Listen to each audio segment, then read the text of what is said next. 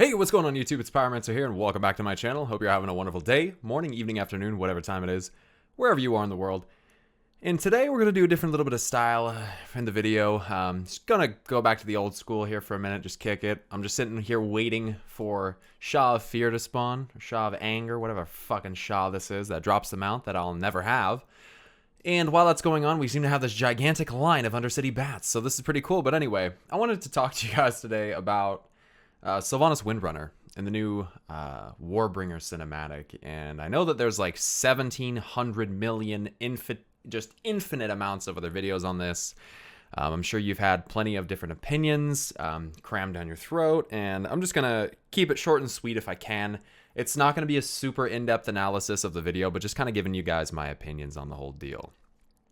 There's a couple things that I want to say first of all, and that is one. When I woke up this morning, I knew that the cinematic would be out, and I hadn't even done the quests yet by the time that the cinematic came. And I kept telling myself, just wait and watch it on stream for the first time. I just couldn't help myself. I had to watch it. And by the point during which Sylvanas takes her hand and brushes it against the Night Elf's face and says, "Can't I?" and turns her face towards the tree, is obviously when I realized what was going to happen. And I was pretty upset. I kind of teared up a little bit, you know. It kind of took me by surprise, and the reason for that is, I guess, I didn't think that Sylvanas would do it. I really didn't. I didn't think she would go that far.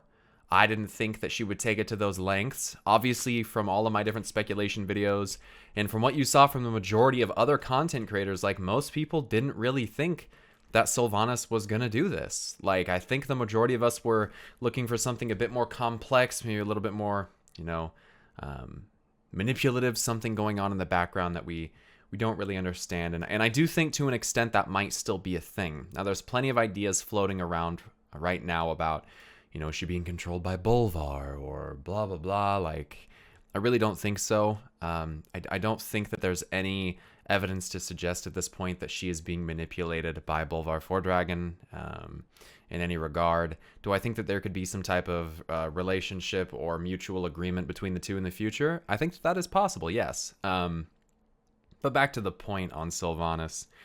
A lot of people are really unhappy about it, and I'm going to be real with you. Like, I get why. I get it. I'm not going to sit here and try to pretend like I don't understand why a lot of people aren't okay with this. And this isn't just Alliance, but it's also a lot of Horde players. And part of me deep down inside, not only did I not think Sylvanas would do it, I didn't want Sylvanas to do it.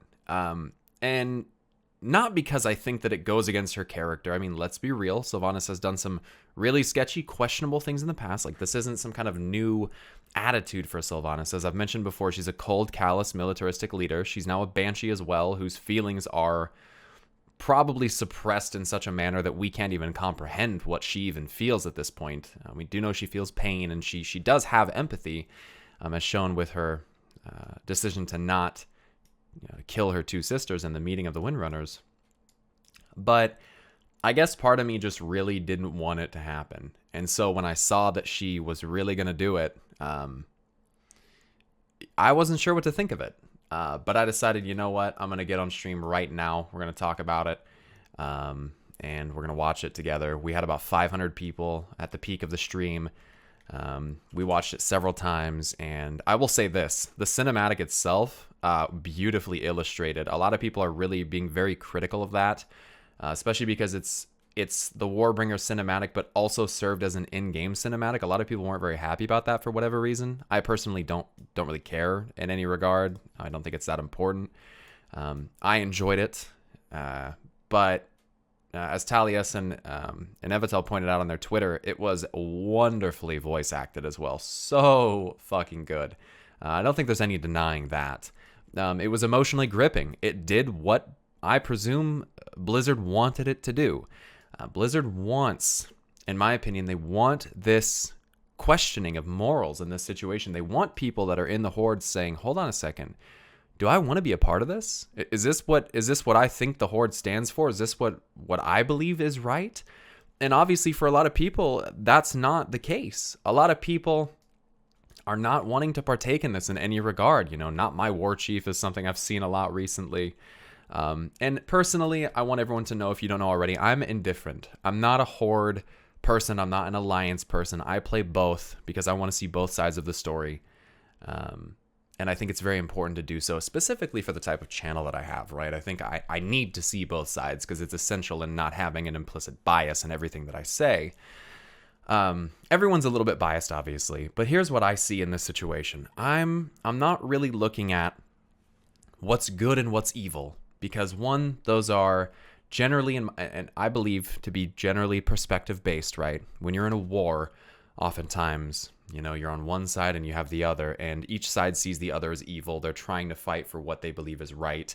And so good and evil are very hard to be objective about, and it's very hard to separate emotion from that and to become pragmatic in your analysis, right? I think a lot of people struggle with that, and that's normal, especially when people are so invested in this game, right?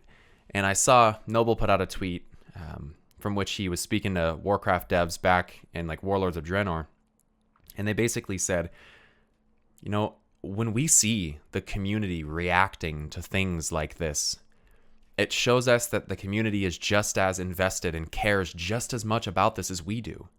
And I want to remind everybody here, because I think it's something that somehow has escaped a lot of people's minds, is Blizzard doesn't want to write a bad story. Okay? That's not something that they plan to do, obviously. Like, no one wants to write a shitty story that no one's going to like. And with that being said, a lot of people are kind of pawning this whole thing off and talking about it as it's just bad writing. Now, I think that's because people are looking at it at too face value. They're looking at it just too simply. Okay? And I'm not, before the higher level of thinking memes come in or whatever, it's not what I'm trying to say. What I'm trying to say is the little specifics in the cutscene and the specifics of what has been going on are very important, okay? Now, there's a couple points that I want to touch on. And one is this concept and this theme recently towards the end of Legion, and we're already seeing it in BFA and the War of Thorns specifically, of destroying hope. Remember Argus the Unmaker's dialogue, "No hope, just pain. Only pain," right? You have this whole premise of Sargeras trying to defeat the Void Lords, but in order to do so, it seems that he might actually have to eradicate mortal life or even the light itself. I've explained in videos in the past, and if you haven't seen them, I really recommend you check them out, that when you spread the light, you're inadvertently spreading the void. Now, we have this concept right now, this idea that Sylvanas is the enemy of the void for what she is doing. However, if you haven't noticed, Sylvanas is following very closely in the same emotional regard and destroying things and acting out of hatred and rage in the same way that Sargeras is. In fact, Delaran Summermoon even points out in the cinematic that what Sylvanas is doing is an act of hatred and rage. These are two of the most prominent and, in my opinion, most obvious things that Sargeras used to fuel the crusade and what he was doing. All of these things that Sargeras had been pursuing were acts of hatred and rage. The irony of it is that Sylvanas was created by Arthas, who was a pawn of the Lich King, pawn of the Legion, back at the time when he was turned into what he was while wielding Frostmourne, when he did what he did to Sylvanas, right? Now, Sylvanas says in the cinematic she was a fool to try to protect as she did, because Sylvanas believes that life is pain and hope will fail. Again, this lines right back up with the Argus the Unmaker thing, Death himself, the Titan of Death, saying no hope, just pain. Only pain. I also think that it's obviously a little bit ironic that Sylvanas would choose to have an allegiance with a rogue demon from the Legion. And Varimathras' quotes, if you think back to them now from Antorus the Burning Throne, seem to make a little bit more sense. "So your alliance still endures, longer than I had expected. But she has already planted the seeds of its downfall. She is patient, that one. When your holy places burn, when your thrones run red with betrayal, and the shattered mask hangs above your hearth, only then will you know, and it will be too late." Who do you think he's talking about? Better that you died here where she cannot claim you. You know what I'm saying? There's this thing going on here in the background that I think is involving Sylvanas. Now, a lot of people are trying to tie in Helia's deal with Sylvanas into this whole thing. And I think that that's a possibility, but here's my opinion, is that Sylvanas didn't plan to burn the world tree. That wasn't in the plan. The whole plan the whole time was to break their hope. And the best way to do that was to kill Malfuri and Stormrage. Now, that was something that obviously she left Sourfang to handle. That was obviously a mistake. She should have just done it herself if she wanted that to be done. You know, the age-old saying, if you want something done right, do it yourself. And when in the cinematic, the Alliance Night Elf, who is Delaren's Summer Moon, says to Sylvanas, you can kill us, but you cannot kill hope. She's challenging Sylvanas. I don't know why she would say that to her. Obviously maybe in some type of spite of Sylvanas, right? Some way to, you know, kind of in your face, one last like, fuck you before I die or whatever. But it obviously wasn't the right decision, because Sylvanas hears that and the people, this is how it's viewed. She throws a temper tantrum as a term I've heard thrown around a lot. And then she decides to burn the fucking thing down. Now, I don't know why people are equating this to a temper tantrum. I think that you might want to look into what a temper tantrum is. But I wouldn't say that that's what Sylvanas is doing. With that being said, I think Sylvanas realized something. That capturing Teldrassil and killing Malfuri and Stormrage was not enough. It isn't enough. In order to break the Alliance and break their hope and do what she had meant to do the entire time, she was going to have to go to extremes that perhaps she herself didn't even want to pursue in the first place. She had to burn the whole thing to the ground. And that was the way by which she would destroy their hope. And if you play the Alliance side, you'll see that there is no hope. You go in there and you try to save about 983, 984 Night Elven citizens, humans, etc. that are in there. There's no hope. There's no way. They only give you 3 minutes to do it. It's impossible. There's no hope of saving them in that tree. So go ahead and tell me that Sylvanas didn't accomplish what she wanted. She broke their hope. She destroyed their home. And it is brash and it is insane and it is an act of cruelty, but this is not new for Sylvanas. People that try to say things like, oh, they ruined her character. I'm sorry to say, but no, they didn't. They're just continuing with how she always was. Did you forget about the plan with the plague with Veramathras that was going to wipe out not only the Alliance, but also all like other Horde and undead as well? Everything was susceptible to that plague, and Sylvanas didn't give a shit. This isn't new for her character, but I do find it ironic that the Legion tried to burn or tried to destroy Nordrassil. Twice now, actually. The Old Gods also wanted to burn down Nordrassil. That was the whole point of the plot with Ragnaros and Cataclysm, the reason for the Firelands raid. And all of a sudden, Sylvanas, who is literally created as a byproduct of an agent of the Legion, is now, whether by her own intention or understanding what's actually going on or not, has inadvertently burned down a world tree. Now, obviously, it's not Nordrassil, but it's still a big deal, because it's just as powerful of a gateway to the dream in that regard and everything, just as Nordrassil. Like, it's still very important that it goes down. Now, again, I'm not trying to say that, like, Sylvanas is Sargeras or, like, she's possessed by Sargeras or anything like that. But I do find it very peculiar that we have these other quotes in the game, like the one that comes from Gul'dan atop the Nighthold. In the end, death will inherit this world, and she will be waiting. Who is that? Is that talking about the world, Azeroth? She's waiting for death to inherit the world? Or is it talking about someone like Sylvanas, waiting for the moment, waiting for the strike, waiting for the spark to set the whole world aflame, as Jaina recalls, right? What I'm getting at is I think that it's so easy to look at it and go, oh my god, it's Garrosh 2.0. Let me just clear that up. No, it isn't. It's way worse than Garrosh. This is way further beyond what Garrosh did. It's totally different. It's not Garrosh 2.0. This is something further beyond that. So one, we need to stop making that comparison. But with that being said, it obviously, there's no justification for what she did. It looks as an act of cruelty and evil. But again, I have this feeling that there is something more to this situation. It's not just about being evil. No one just is just evil just to be evil, right? Everyone has a goal, especially Sylvanas. I mean, we're talking again about the ex-general, Ranger General of Silvermoon. She's got something planned, and it's not just as simple as, ha ha ha ha, I'm going to be the bad guy today. And I think that it's very easy, especially when she's such a beloved character, for people to get upset and get passionate about it. But this isn't our story to write. And I know that there's going to be people in the comments that think that I'm trying to just tell people off and that they're wrong and all that. I'm not trying to tell you to not be upset. I get it. I really do. And I get if you're concerned about where you think the story is going to go, but this is just the beginning. This is just the start of what they plan to do.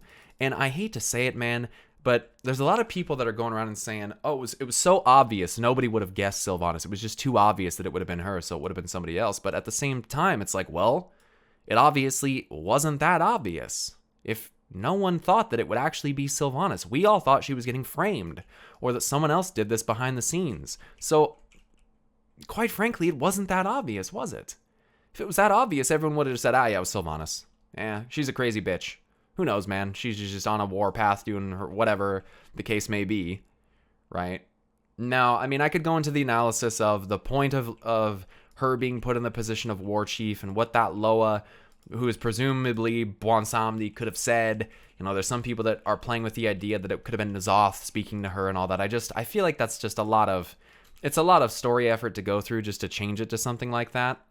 For like out of the blue. I feel like Vol'jin should know the Loas that he's talking to. You know, he's probably pretty familiar with them. I'm not going to spoil anything, but he's very familiar with Loa. You'll see more of that in BFA. But I just kind of wanted to put this out there because I think that a lot of people are giving their opinions on it. Again, I don't ultimately care about Horde versus an Alliance. It's never been something that I've given that much of a shit about. You know, I'll go around and do the For the Horde thing because honestly, it's kind of fun to see how people react to it. Like, I'm not gonna lie, like, it's just funny. I think it's entertaining. But I'm pro Horde, pro Alliance. I'm just pro having an interesting plot.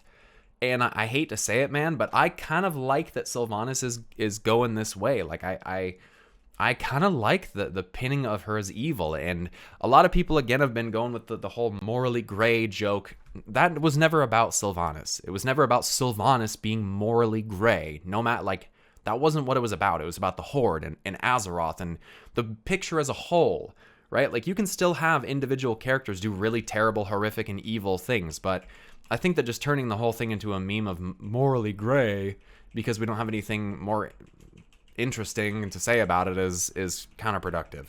The last thing I'll say is this. If you're attacking specifically Christy Golden or any of the other writers for this, you should be ashamed of yourself and you need to stop doing that. Now, I don't presume that 99.9% of my viewers would do that. I don't suspect that that's something that anyone would do, but I'll say what I said on Twitter. This is not your story to write. It's not. Whether you're invested in it and whether you care about it is irrelevant. I mean, obviously it's important to a degree, but in this particular instance, it's irrelevant. You're not writing the story. You're just along for the ride. And as much as you might not like something, there's been plenty of times in other movies, films, storylines, things like Lord of the Rings, Harry Potter, you fucking name it, any giant franchise in that aspect, the things people didn't like. But that's just how it goes. Sometimes characters do things that we don't like. You know, I don't like that Sylvanas did that. I don't necessarily agree with her sentiment and what she's doing, but I'm open-minded to thinking that perhaps there is an ulterior motive that we don't quite understand. And maybe it's something sewn into Sylvanas' very being, something pushed into her at the very crafting of her banshee form that she is. We don't know. But I still do think that there's something going on behind the scenes. I'd like to know your guys' thoughts in the comment section down below. So let me know. Again, I'm just going to leave this relatively uncut, just throwing my opinions out there. Let me know what you guys think. Like the video if you like the video. If you dislike the video, you know what to do. Subscribe to my channel for more content if you like. And if you guys don't know, I do stream on Twitch. You guys should really come and check out the Twitch. We peaked at like 505 viewers today. It was amazing. We've been having a great time, and I like the live interaction that I get to have over there with you guys. So that's very special, and yeah, I look forward to more of that. But that's it, you guys. Thanks so much. Stay awesome, and until next time, I'll see you guys later. Peace!